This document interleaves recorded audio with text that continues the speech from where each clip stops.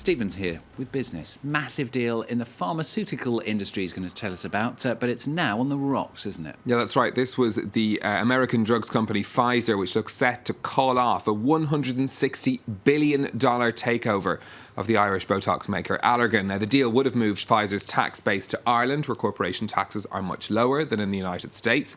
But plans from the US Treasury to change the rules around these so-called tax inversion deals has put the benefit of that arrangement in doubt. Now, these changes are aimed at cutting back deals where smaller foreign companies are buying bigger American firms or buying a series of them for tax reasons. Now, that's thought to be the case in the Pfizer-Allergan deal, which, according to the Wall Street Journal and other American media, is expected to be called off formally later today.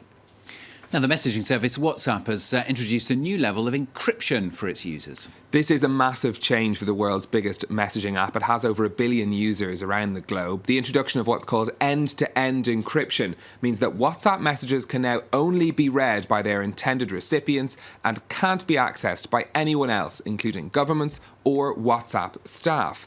Now, in a blog post, WhatsApp, which is owned by Facebook, said that protecting private communication was one of its core beliefs. The move's been hailed by Amnesty International as a huge victory for free speech, but it's likely to trouble law enforcement agencies, particularly in the wake of the iPhone unlocking controversy.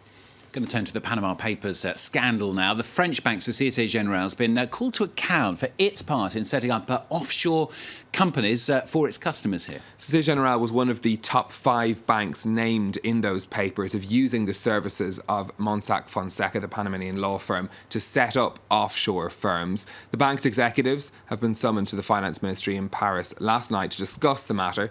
Now, in a statement after it was named in the papers, the bank said that its use of offshore companies was marginal and that it had complied with all the relevant laws on tax evasion and fraud. Going to talk about the German Chancellor now. Angela Merkel ruling out debt relief for Greece. Angela Merkel saying that a debt haircut wouldn't be possible for Greece as long as it stayed in the Eurozone. This issue has been at the heart of talks with the International Monetary Fund over its part in Greece's third bailout. Germany says that relief can't be discussed until Athens has shown that it's complying with the terms of the rescue plan. It's not a demand of the federal government to have no debt haircut, but rather, in our opinion, this is legally not possible in the Eurozone. But through our statements in the last year, we have also opened opportunities. Now we must try to implement the programme and call for the programme to be complied with.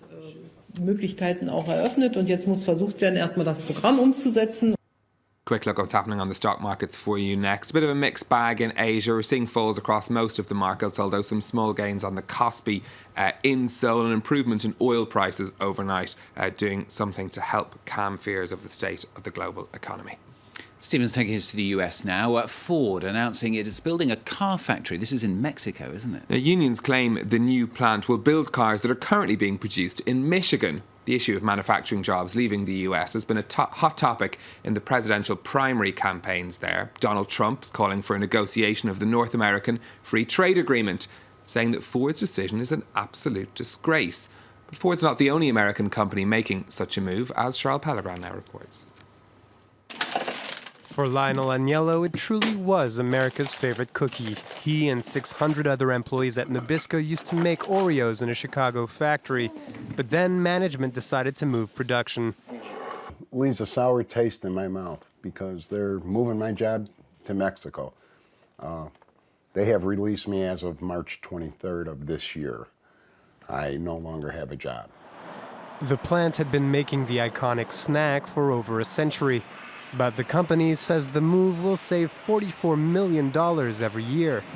And cookies aren't the only ones emigrating. Ford is building a new auto plant in the state of San Luis Potosi, which could cost 700 American jobs. And air conditioning and heating giant Carrier shocked the country with the announcement that they were laying off 1,400 people. Business for long term is to move production from our facility in Indianapolis to Monterrey, Mexico.